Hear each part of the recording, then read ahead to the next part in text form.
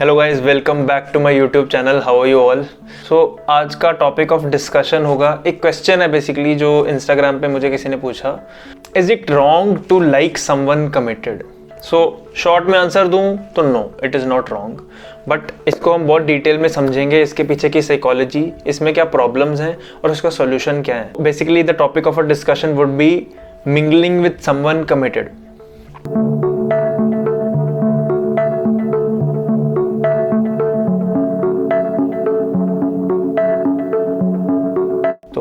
Basically उस बंदे ने ये क्वेश्चन पूछा था, I started liking someone but she also said that she likes me and I later on found that she is committed and already had a boyfriend. And some other thing can also happen that you already know that the other person is in a relationship. You just start talking like a friend and then you start developing feelings for them and they also start developing feelings for you. Then what you should really do in that situation? First we'll understand the psychology behind it कि है क्या ये. दूसरा part हम समझेंगे कि इसकी problems क्या है बेसिकली. इस सिचुएशन को अगर हम तो कैरी फॉरवर्ड करते रहे, फिर सोल्यूशन क्या अल्टीमेटली करना क्या चाहिए. साइकोलॉजी क्या है इसके पीछे. First of all, we need to understand this thing, that is this something rare which doesn't happen naturally? Is this something जो तुम्हारे साथ अलग से हुआ है, वैसे किसी के साथ नहीं होता? In the sense I'm asking कि अगर कोई लड़की है जो सिंगल है और दूसरी लड़की कमिटेड है, तो is it rare to get attention of a committed girl? No. It's actually the opposite of what you think.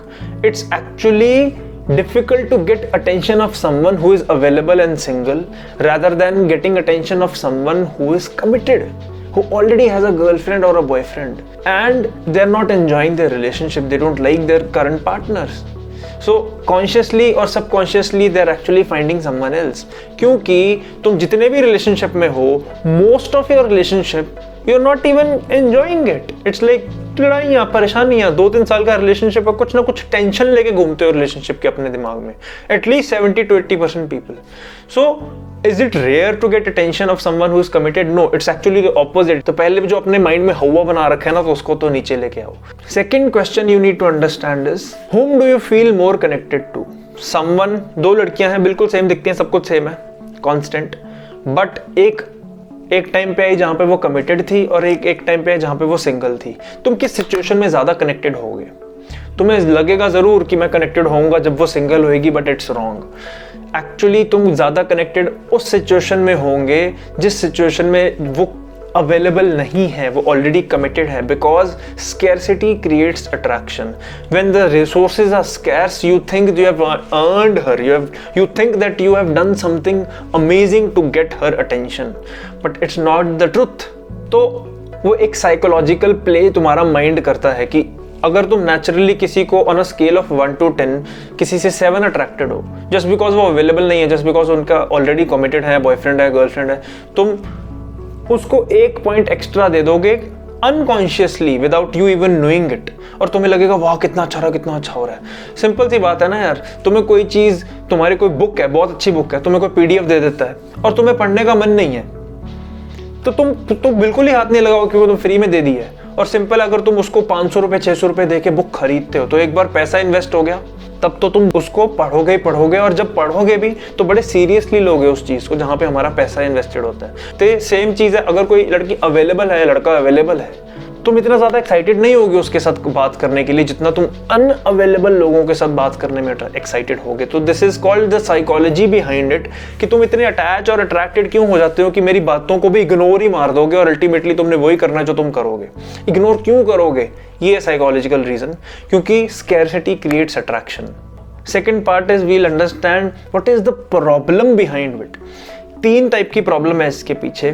पहली प्रॉब्लम सिंपल है, boyfriends, husbands, girlfriends, wives, they are crazy, they are already stuck in the relationship, they love their partners, but जो problem ये है कि उनका partner अगर ऐसे cheat wheat कर रहा है तो they are crazy people, they can get you killed.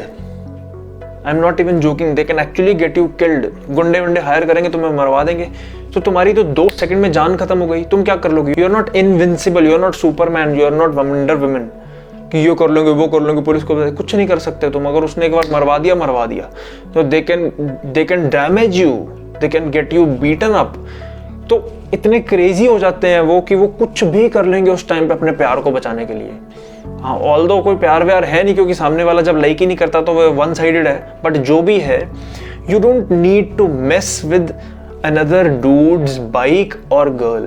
तुमने कभी ये फेज सुना होगा, never mess with another dude's bike और गर्ल। सेम कॉन्सेप्ट अप्लाई होता है कि डर के रहा करो भाई थोड़ा बहुत तो तुम, क्योंकि तुम्हें ऐसा लगता है कि तुम इनविंसिबल हो, लेकिन वो पागल क्रेजी कुछ भी करवा सकता है। तो तुम्हारे जान का खतरा है, सीधा सीधा जान का खतरा है। तो क्यों पंगे क्यों ले रहे हो फालतू, किसी और लड़की गर्लफ्रेंड के साथ चक्कर चला रहे हो? समझ रहे हो बात को? अगर तुम्हें लगता है नहीं मैं तो बॉडी बिल्डर हूँ, मैं ये हूँ, मैं वो हूँ, वही गोली का बॉडी बिल्डर से कुछ लेना देना नहीं होता। बॉडी बिल्डर को भी कनपट्टे पे गोली वैसे ही पड़ती है। मुझे पता है मैं थोड़े से रूड और हार्श हो रहा हूँ, but this is the reality. तो तू ये सब सोच रहे हो ना, मैं ठोक दूंगा फोक दूंगा, कुछ नहीं कर सकते। अगर उसने अगर तुम्हें मरवा दिया या पिटवा दिया गुंडों से, गुंडे ही होते हैं।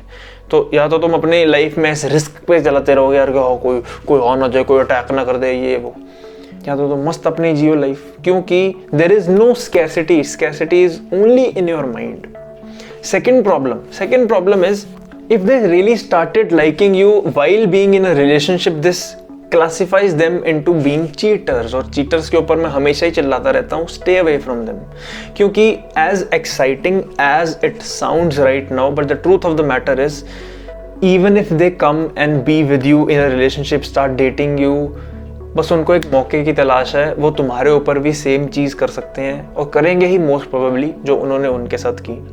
तो you will always be scared, डरे से रहोगे कि यार वो अपने एक्स के पास दोबारा ना चले जाए, यार वो अपने भाई के पास दोबारा ना चले जाए, यार वो कोई और ही बंदा ना ढूंढ ले। So think about it, the things they are doing with you on their current partners, they are going to do the same thing on you also one day. तो you are always be scared. Third problem, और ये कोई actual में सोचता ही नहीं, these type of people hardly leave their current partners. Think about it, तुम्हारे साथ पहले अगर हुआ है कभी, क्या उस सामने वाले बंदे ने कभी छोड़ा? नहीं, वो डबल गेम ही खेलती रही या खेलता रहा और वो छोड़ता ही नहीं करंट पार्टनर को। तो they hardly leave their current boyfriend, girlfriend, husband, wife for you. ठीक है, उनको सिर्फ दो ही चीज़ें चाहिए होती हैं, इमोशनल और physical connection, emotional and physical connection, क्योंकि वो अपने पार्टनर से उनको नहीं मिल रहा।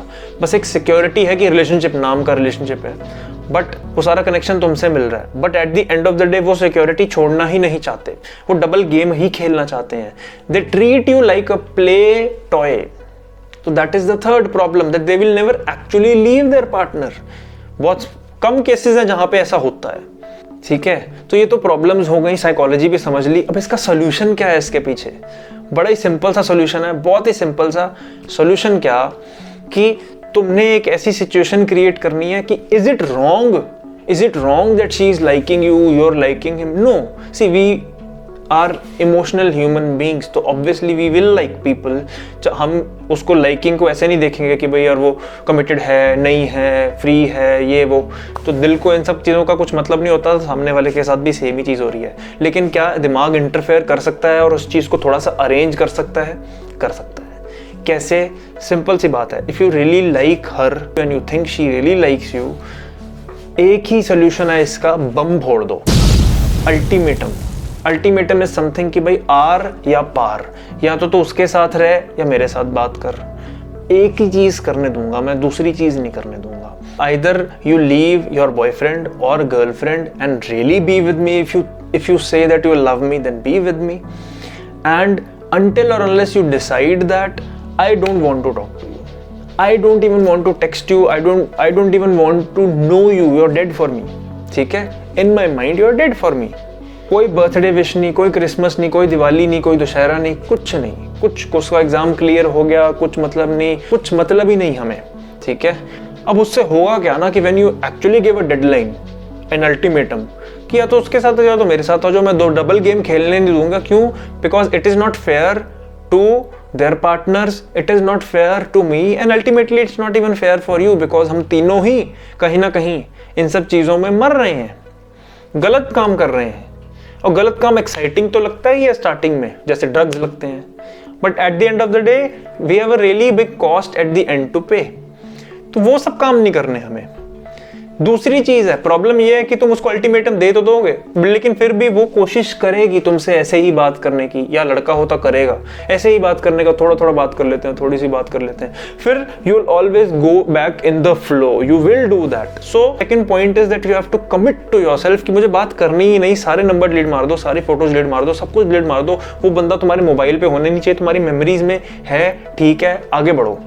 दूसरी लड़कियों से बात करनी शुरू कर दो, दूसरी लड़कों से बात करनी शुरू कर दो, आगे बढ़ो लाइफ में, ठीक है, बढ़ते रहो बढ़ते रहो.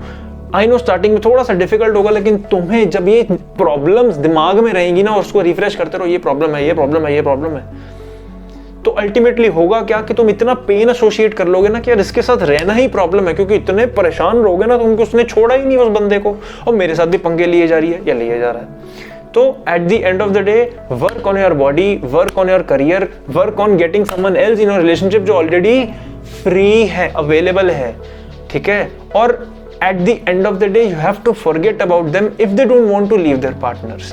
What if they leave their partners? Then in that situation, if you really like them and they like you, this is nothing wrong. It's just that तुम्हें डिसाइड करना है कि सही तरीके से कैसे डील करना है इस चीज को. तो अगर वो छोड़ रहे हैं अपने पार्टनर को because they really like you, there is nothing wrong. Date them, be with them, date them first and then be in a relationship. I am not going to जज you. All I am saying is इस चीज को तो एक अलग वे में arrange कर लो ताकि तीनों पिलो मत. Nothing wrong that she found someone else और उसको अपना करंट पार्टनर पसंद नहीं है, nothing wrong, but what is the most appropriate thing is leave them and then come to me. समझे? This is what I would do and this is what I would recommend you. Alright, चलो, see you next week 9 PM next Friday.